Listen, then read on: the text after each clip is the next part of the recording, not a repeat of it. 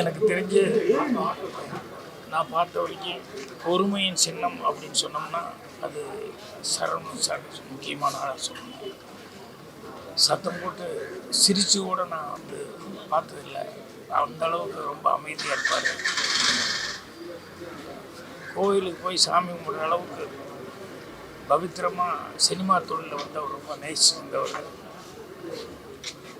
நான் முந்தான முடிச்சு கதையை எந்த பேப்பர் பேனாமல் இல்லாமல் ஃபுல்லாக டெஸ்டிச்சு சொன்னது வந்து அவ்வளோ ரசித்து கேட்டார்.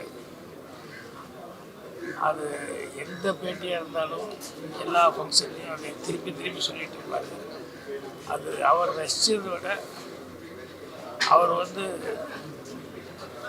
அவங்க அப்பா பெரியவர், அவர் இருந்து அதை கேட்டிருந்தா எவ்வளோ சந்தோஷப்பட்டிருப்பார் அப்படின்னு சொல்லிட்டு அதைத்தான் ரொம்ப பெரிய ஏக்கமாகவே சொல்லிக்கிட்டு இருப்பார்.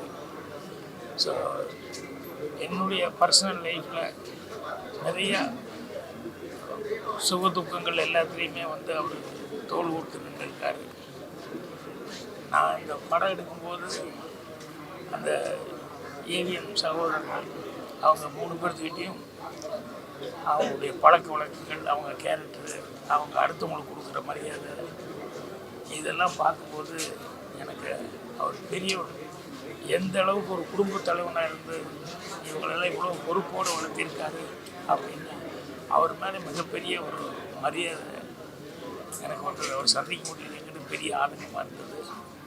ஸோ எல்லாத்துக்கும் வர்றது சரவணன் சார் வந்துருக்கு.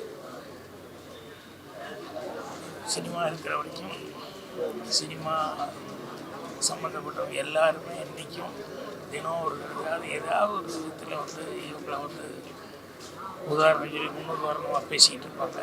ஸோ சரவணன் சார் ஒரு குடும்பத்தாருக்கும் சொந்த பந்தங்களுக்கும் நண்பர்களுக்கும் எல்லாத்துக்குமே என்னுடைய ஆறுதல் தெரிவிச்சுக்கிறேன்.